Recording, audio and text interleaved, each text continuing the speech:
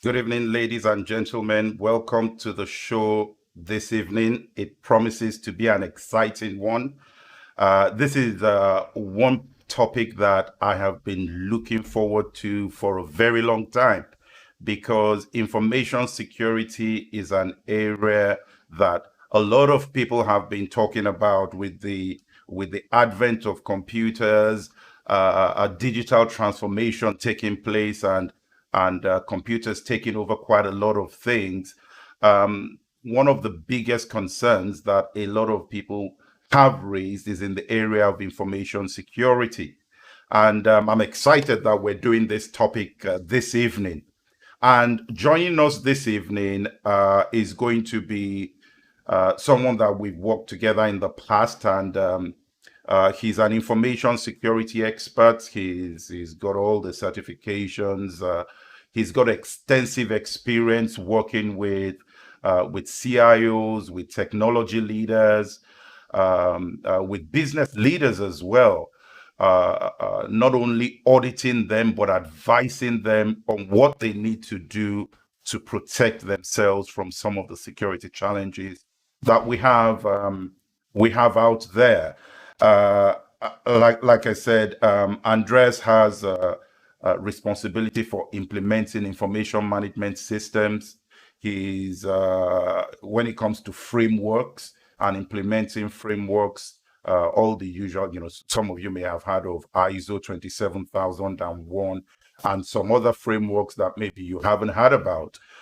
We'll be touching on some of those this evening. Andreas is, like I said, highly skilled in this area, and I want you to welcome Andreas to the show this evening. Andreas, thank you for joining us on the show this evening. Hello. Hello, Aiken. Thank you for the warm welcome. Thanks E- for having me. Excellent. Thank you for joining us. Now I know you are a very busy man, so we'll just try to keep today really straight to the point. But before we do that, Andreas, there is a question I want to ask you, for people who might be out there wondering, how do I start a career in information security? Do you want to give us a bit of an idea of how you got into information security and why you chose information security as a career? Yeah, okay. Yeah, thank you. So, basically, my start was in IT. I have always been, I love to develop small applications, as when I was a child. And I loved IT in every aspect, and I tried to get to study it, but it I wasn't able to do this. And yeah, but lucky enough, I had the chance to get a job in IT industry, and I worked as system administrator and as a head of IT department later on. And after this, yeah, we had some requirements for security, and the IT stuff relating to security. I talk about the techie things like firewalls, routing, and things like this. I always loved them most, and so technically I was in security, and yeah, then when the requirements came for automotive industry, I started to go into the away from the technical stuff more to the organization of security. And yeah, I found my um, passion in this topic, and yeah, so now I'm into security for eight years, something like this. Wow, wow, excellent. Now let's get into the questions here. Obviously, you've been in this industry for a long time. Um, how did you see the the information security landscape before the pandemic? What kind of how open were organizations to information security when you were talking to them before the pandemic hit, because I think it's important for us to look at what it was like before the pandemic and how organizations are responding now, 5 months, 6 months Yeah. post this whole lockdown. Yeah, exactly. I don't know if there's a big change, but what I was observing and from my experience, companies often have a look at security, highly depending on the size of the company, of course, um, from a perspective of compliance. For the larger enterprises, compliance is it's a huge driver for security, and I think many of those companies are well suited and have responsibilities and budgets and good solutions in place. But when it comes to the medium-sized and smaller businesses, I think that compliance can be a driver that the small and medium enterprise companies are doing a little bit more regarding security. And this is one of the main things, I think. Oh, okay. So you said you haven't really seen much change there. But as more companies are starting to move their services online, are you seeing people now asking more questions and being more concerned about security issues? Hmm. Okay.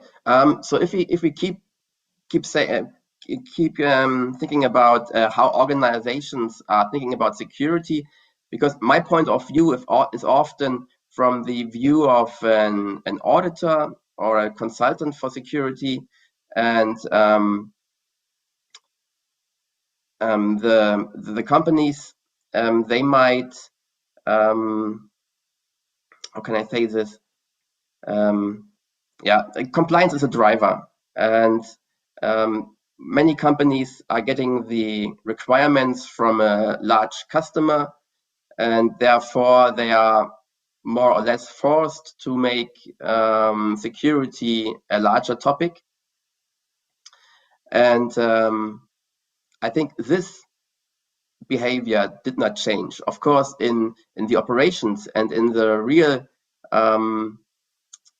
real security thinking, of course, there is a change, and as well that COVID has an impact for the IT departments, because this is really a change for them, because they see a dramatic change in usage patterns. In the past, the IT department has had its internal network and some remote workers, and now in some companies, maybe more than half of the company is working remotely, and so this is a dramatic change for the IT department. I want to touch on something there, Andreas, in terms of this change for IT departments that you mentioned, and a lot of people who now work remotely. And that's if you go into the average home where you speak to your telco to give you broadband facilities, they give you a broadband router that you put at home and you use. What kind of security measures should, number one, as an individual, you're just at home, maybe you've got younger children in the house. What kind of security measures should you consider if you find yourself in that space, even before we get to the enterprise? Yeah, of course. It's an interesting question, and these are questions which some companies didn't take into account. They just think about their maybe their VPN or the kind of access they provide for the end users. Maybe it's collaboration software or the internal VPN connection. And Of course, larger companies think about those issues and address them, mostly regarding giving some help or even policies to regulate access and how they should work from home. And of course, I think companies should focus more on this topic. And so my idea is not only to think about the issues that are at home.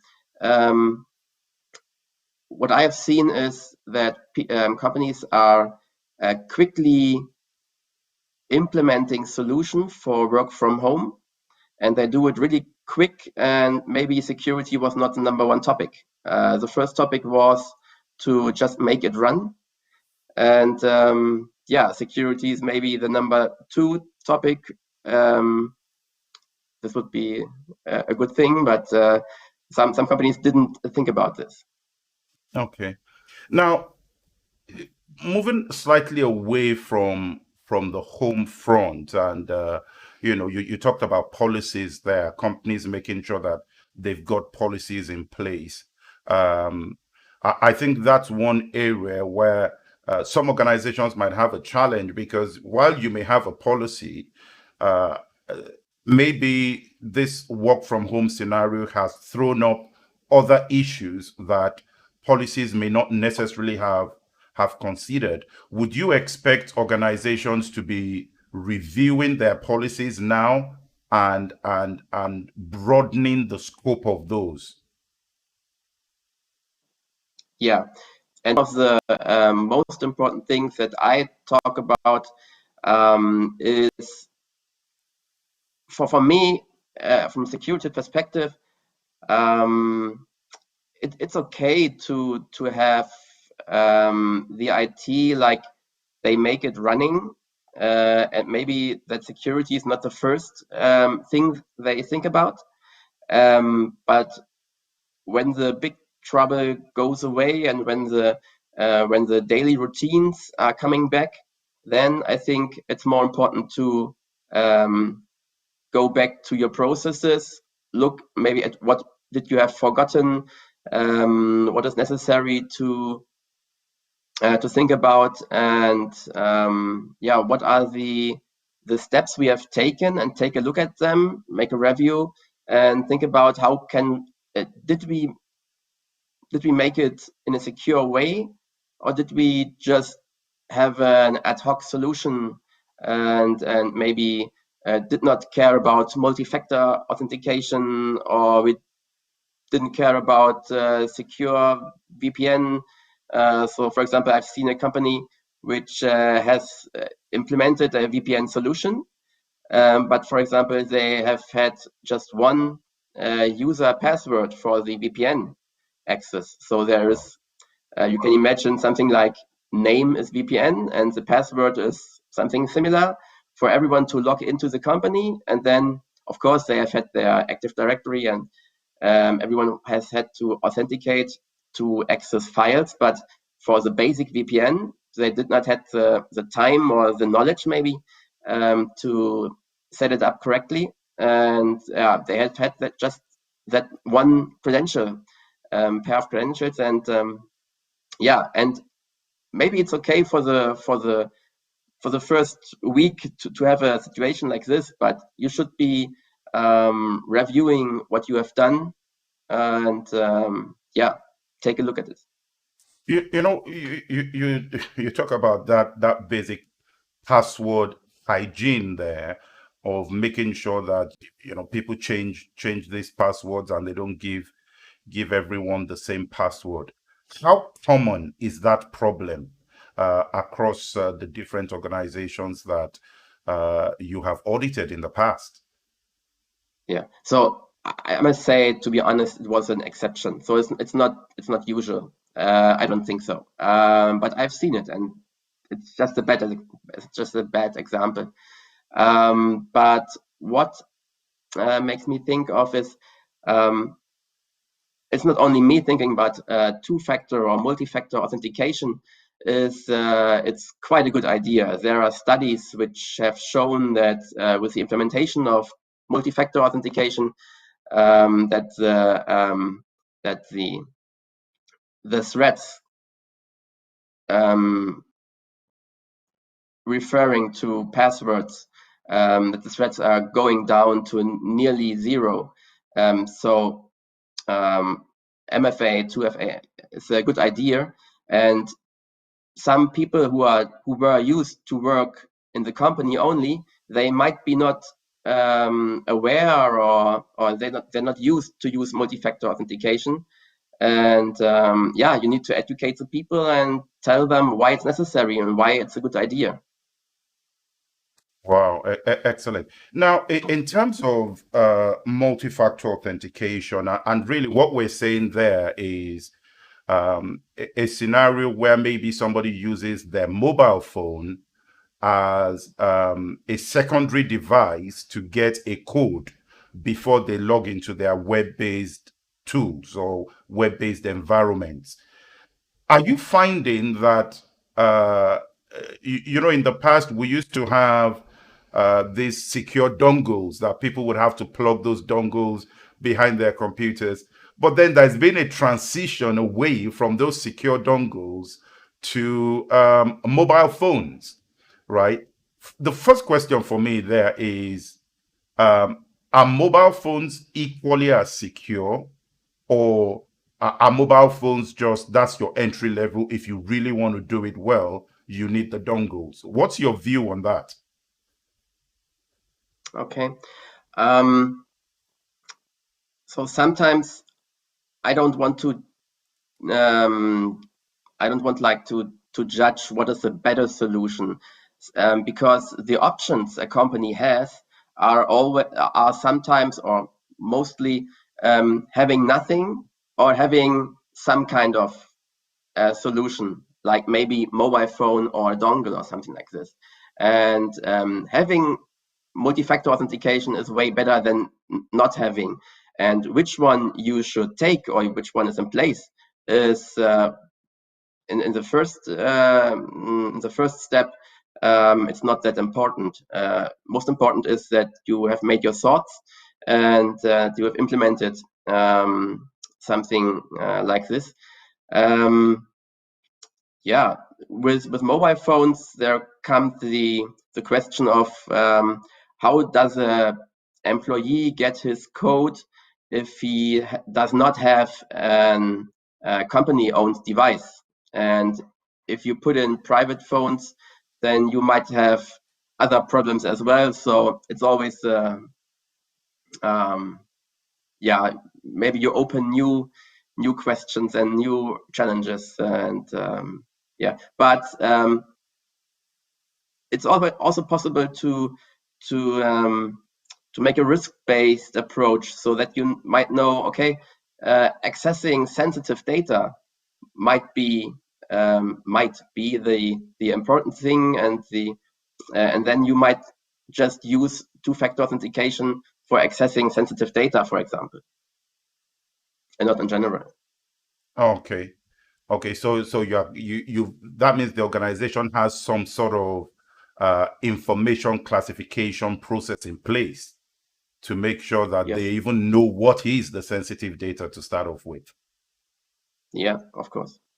Okay, in terms of the employees, I've had people say that, look, it doesn't matter how much of tech you put in place to deter malicious users. At the end of the day, one employee doing the wrong thing could open the door and compromise the entire organization.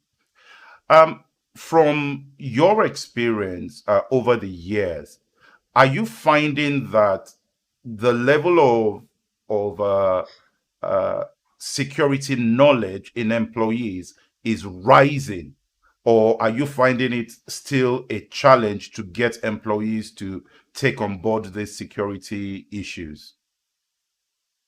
Yeah. So this is always, it has always been a great challenge. Education and training. Um, I've seen good campaigns but I must acknowledge that it were larger companies.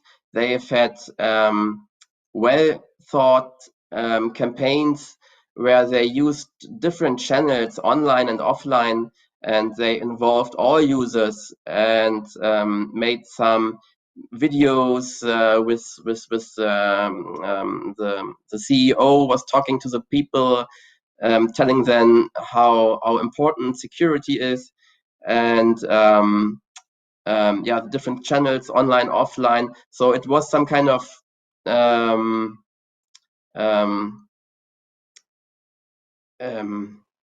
all people were talking about it, right?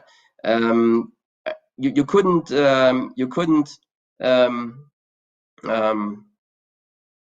go away from the topic. It was everywhere, and so the people talk about it. And if you have a campaign which reaches that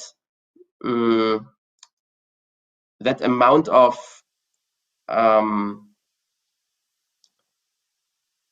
how can I say, that amount of The reach of the campaign to the employees.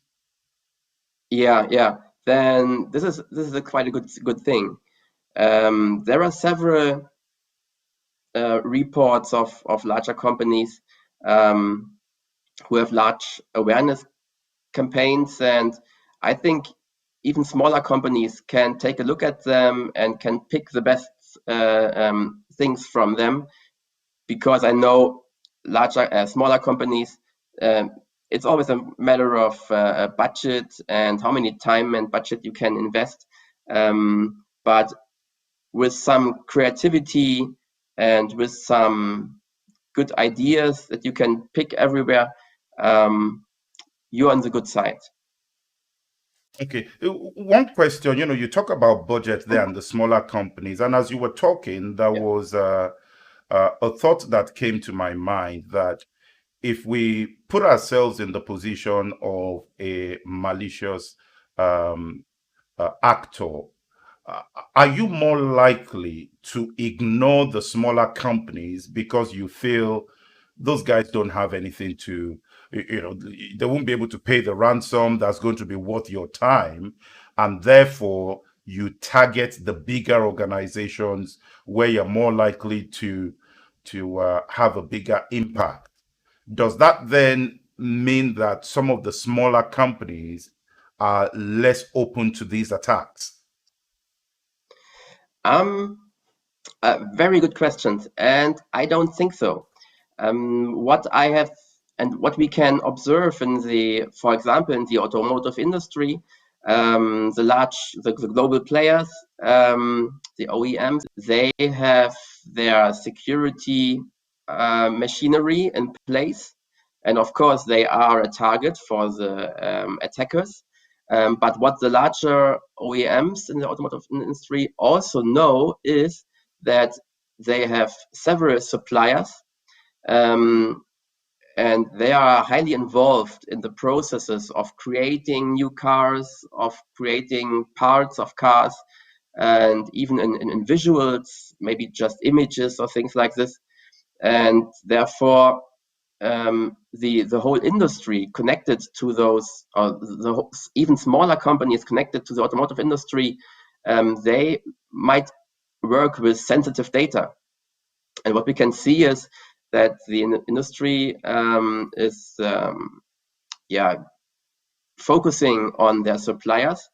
They developed an own, the German automotive industry, which is called VDA, Verband Deutscher Automobilindustrie, and they have developed some kind of standard. It's based on ISO 27001.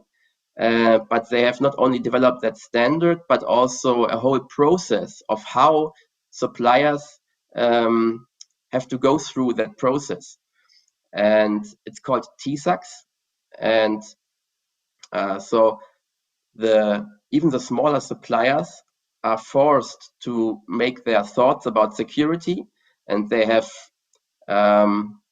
much more detailed requirements than the ISO 20000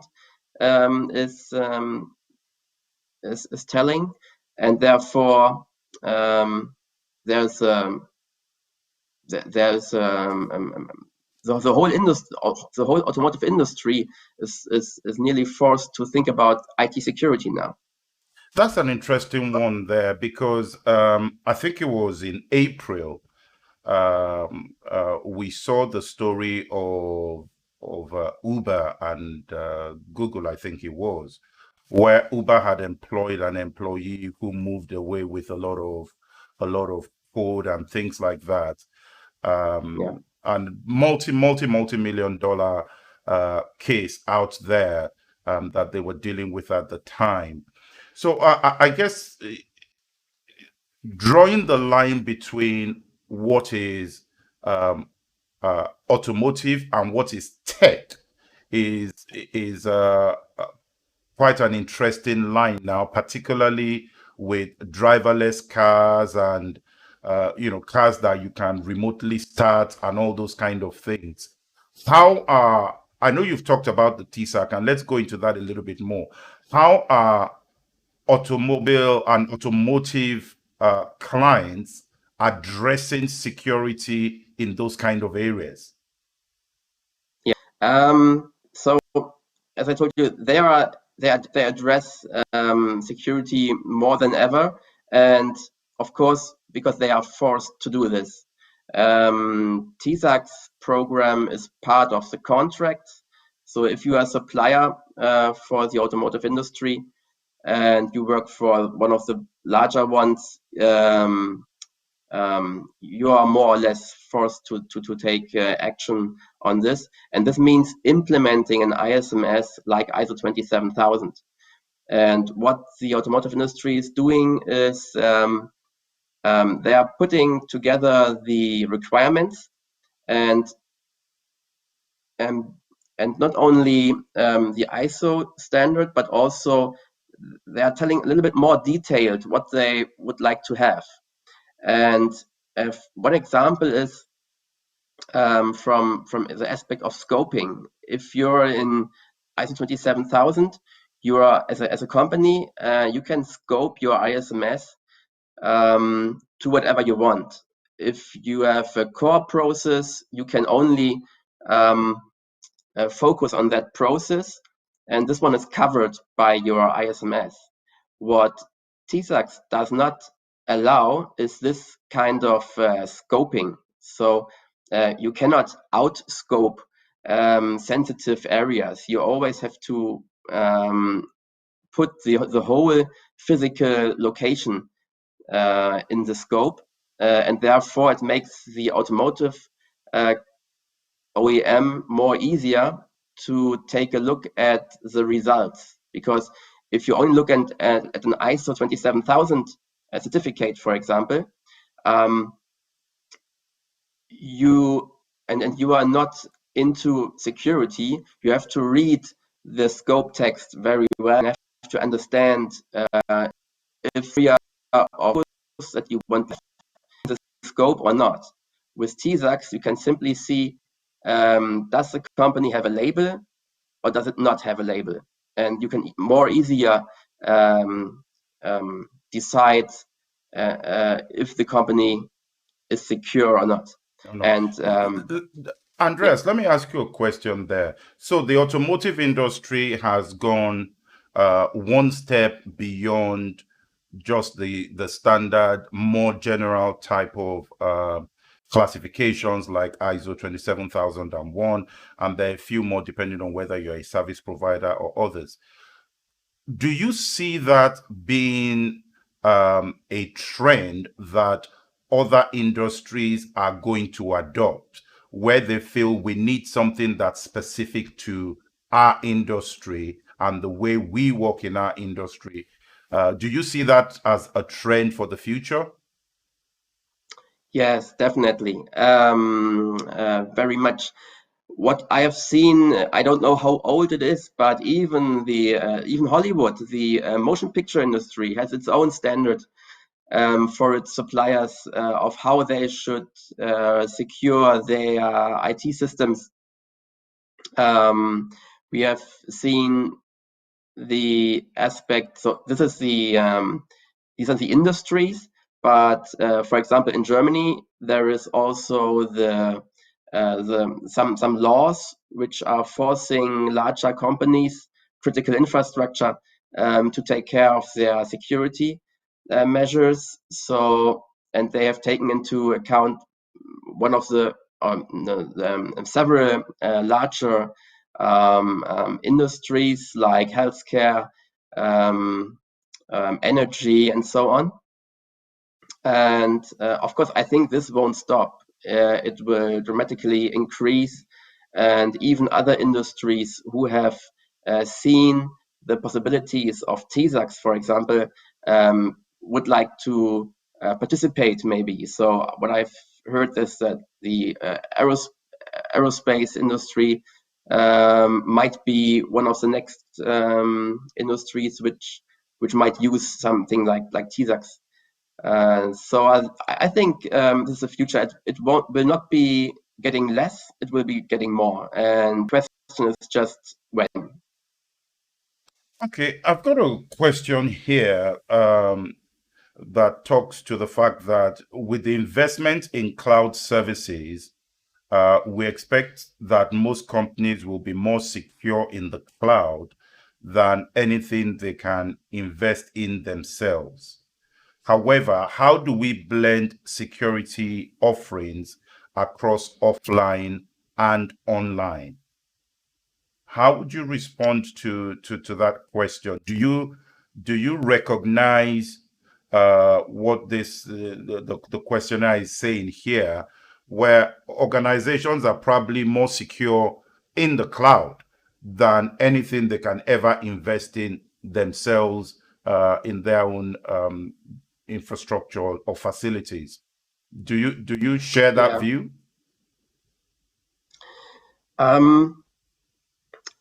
This is yeah, hard to explain.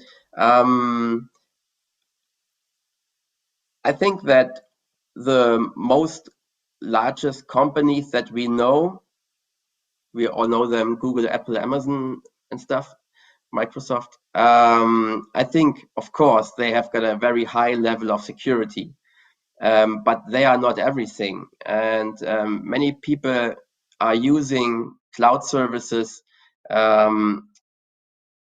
software as a service applications, like things like this, from other cloud providers other than Google and Microsoft and co. And so it highly depends on which cloud provider you choose, and you cannot generalize that every cloud provider is more secure than yourself. If security is an important part of your core process, then you might have good people with a good knowledge of security, and you might have a very well run and secure running infrastructure, and you might be more specialized in your systems than anyone else. And of course, security should be built in cloud solutions, but it's not every time. And of course, there are also standards. I won't say that standards are the key for everything, but if you have a company, maybe not one of the largest ones, and they are aligned with some cloud security standards, it's a good indicator of that they are aware of that topic. But I think it's also important to do supply out, and that you know how your data flows in and how data flows.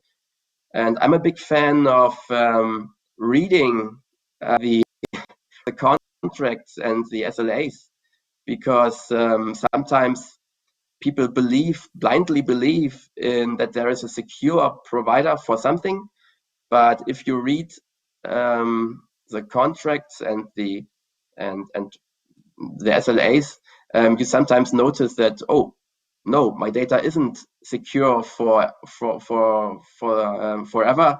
It's only 40 days or 30 days, and so cloud is not only, so using a cloud service is not equal to you are secure. That's interesting. That's a very interesting point there, because what I hear you saying there is that irrespective of the cloud provider, individuals and organizations still need to do their own due diligence to make sure that the security they think they're getting is really what they're getting. Yeah. So I think one of the most well-known products is Microsoft Office 365, and many companies have moved to that solution. I think it's a great solution, but companies should be aware of their data and know that their data is not encrypted automatically. Their data is not stored forever. You might take a look at the backup possibilities you have in Office 365. And if you look at what you have on premise at the moment, and you would like to have the same standard in the cloud, then you should take a look carefully at what does the cloud provider provides and what you really want. And that there might be differences. Yeah, there's an interesting case in the UK that came out, I think, over the last 2 days or so, where data regarding COVID-19 patients has been made publicly available. And the organization is claiming the fact that, well, we were using a third-party provider, somebody mistakenly loaded the data onto the data of this provider, external provider hosting a website. Do you think that um, statements like that will be enough to absolve organizations of their responsibility of having checked that that organization, actually the provider, ticked all the boxes in terms of security? Yeah, no, I don't think so. So it can't be an excuse for a company to say we use the secure providers, so we did our best to protect data. There are so many options that you can use and take. You have to know you have to know what you are doing, and it's the same in the old world where you have your hardware on premise, and the same in the new world. There are many options, and it's very complex in the meantime, and so you have to know what you're doing. And this is also interesting. The management console of your cloud solutions is also a nice entry point for attackers, or yeah, some people think that you can use an Azure service without knowledge of what you are doing, but there are so many adjustments and things you can change. You have to know what you're doing. Well, now there's a question I have for you here in terms of some of these cloud solutions, and particularly some of the technology leaders that you advise. What are the sort of top three things uh, that keep them awake at night? What are those top three things about security that you have seen all the CEOs you've spoken to are always concerned about these top three things? Okay. So there are things which they think about. There might be some others they should aware of. Of course, this is the top area. This is one of the big things. And the second one is especially in larger enterprises, it's hard to get the awareness of all decision makers, and especially in the medium management level, because in large enterprises you're not able to write a policy and send it by email to everyone, and then you are assured that everyone has read it. So getting the ISMS to live and giving the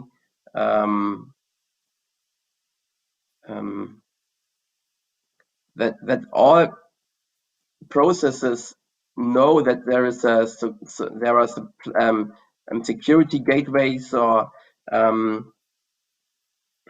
that there are things everyone has to take care of, and to bring this into life and to bring this into the company, in the whole company. This is one of the biggest issues. And yeah. Okay. Now, let me ask another question this way. There is the reports, obviously, that some of the more established economies, they have a lot of the tools in place. But when you start to look at emerging economies, and how they have to address security, do you see an increase in the adoption of security when you're looking at some of these other emerging economies? Or do you think that they still represent a huge gap in their knowledge of security? Can you please give me more? What do you mean by emerging industries?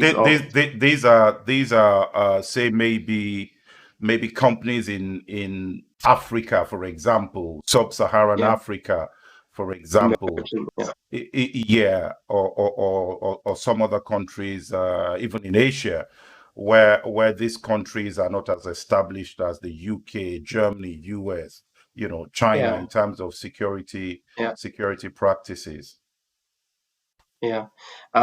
So I've worked with some companies, but to be honest, I'm more focused on Europe. So my understanding is that it's not a topic of where the company is from, but the size of the company and how much they are able to invest in security. And in my point of view, it doesn't matter where it is located or where it is from. I've worked with several companies in Hungary and Greece and in UK, and yeah, so I don't think it's a question of where the company is located. So I don't know the emerging economies that well that I could say something about this. Now, one quick, as we start to round up, one question I have here is, if we start to look at trends for the future in terms of security, particularly when it comes to tools that organizations might want to use, what are your views on where those tools are going, and what the future holds in stock for security? Yeah. Thank you for that question. Very good one, because maybe it sounds a little bit old-fashioned or boring or something like this, but I used to say the same thing every time. And for me, it's the basics. Basics. A standard like ISO 27000 has its controls, and the topics covered there are things like backup, anti-malware, but also access control, security in new projects, security regarding employees, training, education. And we can go through the whole annex of the ISO, and I've put them together in a small, the 10 most important things that an IT department should take care of. And when I go to a company, I look at those 10 basics, and sometimes, yeah, sometimes people are like, they would like to have the newest, high sophisticated machine for, I don't know what, for log management, for AI in log management, firewalling, things like this, but they are not aware of their basics. And I think security must be included in the normal operation of the IT. And this comes and to the most to the second one. It's the basics you have to take care of, and a good way is to implement the basics in a good, what is commonly known as enterprise architecture. And for me, it's the extension, it's the enterprise security architecture. So that, you know, if you set up a new virtual machine, you have a basic set of rules that you have to take care of, and then security comes within the normal process. Or if you set up a new machine for a new employee, or you have a new application, you want to develop a new application, there are several steps that might be important for you, in terms of how to authenticate users, what authentication mechanisms should be used, and things like this. And for me, this is basic. Security should not be an add-on.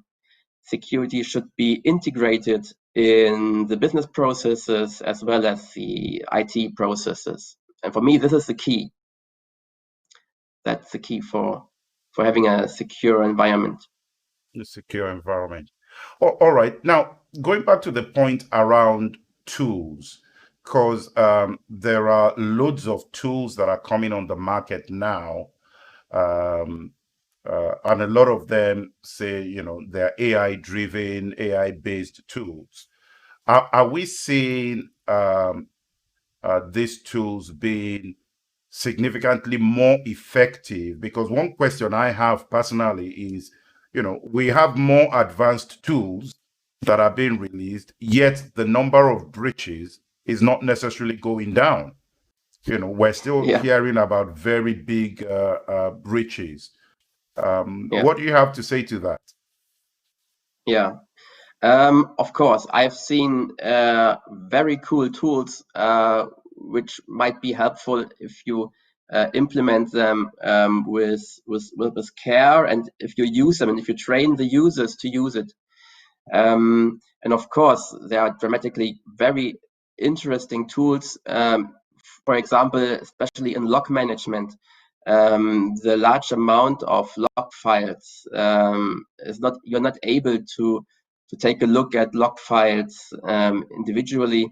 You need machines analyzing log files, and the better the analyzing engine or the analyzing algorithm is, the better the results are. This is a good example for me for using cool tools, and yeah, that's it. Okay. Yeah. Now, finally, in terms of what you feel employees who are at home need to demand or ask for from their employers to secure themselves. Are you seeing a situation where employees are pushing organizations and driving organizations to adopt even better security? Who? Employees Yeah. driving organizations for better security. Yeah. Let me think about it for a short, because yeah, of course, I've seen situations where employees are showing the IT department some potential dangerous situations, and I've seen situations like this, but it's very rare. Well, sometimes they say Regarding, that it's the employee, right, that would usually be the one who already has some form of access into the organizations, and it's that employee that is likely going to be the one that's going to be exploited by a malicious actor. yeah, okay. And but what is the question regarding this? So the question is this: are you seeing a scenario where employee behavior is driving how organizations respond from a security perspective? Mm. Um, yeah, what I've seen is that if employees are trying to circumvent some mechanisms because it's too hard for them to use multi-factor authentication, for example, they might try to trick the system, or they might or if there are some processes which are making more work than the effort that they get, then they try to circumvent those processes. And what companies should do is take a look at the users, how they behave, what their usage patterns are, and then try to change their processes, or try to change their systems, or because the user usually wants to work, and he has good intentions, and if he tries to circumvent a process, for example, then it might be that he does not see necessity of that form or extra list he has to take care of, or something like this. But you have to you need time for this, and you need to take it serious when users are doing things like this, and it's a matter of time. There's one last question that I've seen here, and this is, I think we should actually take this one, and Yeah. this is, what kind of security should organizations be considering on mobile devices, phones, for example, and the amount of business critical information that could be stored on mobile phones? What kind of security should they be considering for that? Yeah. Okay. So in an ideal world where you can select whatever you want, um, I'm a big fan of number one, company-owned devices, and number two, containerization. Um, I have rarely seen both combined together. But if you just talk about mobile phones, smartphones, I think those two general aspects, or general ways of how to implement mobile working, for me, it's necessary. If you're going to allow private usage, if you're going to allow private devices, yeah, I've seen many problems coming along with this. Containerization solutions might be useful if you have private usage or private devices, especially. But the higher your security requirements are, the more you should take into account those both approaches. So, thank you very much, Andreas, for joining us this evening in terms of enlightening us on security. This is very much appreciated, and I'm sure our viewers would have learned one or two things from that. I'll be with you shortly in a minute. And thank you, our viewers, for joining us again this evening as we looked at information security and the importance of this in our organizations as the world moves to this mobile first world. As you have heard from the experts there, organizations need to take this seriously. We need to avoid, particularly organizations that deal with private data of individuals. We need to make sure that we get all these information sources, we protect the information, and it's not enough to assume that I am storing my files on Office 365. I'm storing my files on Google. They're safe.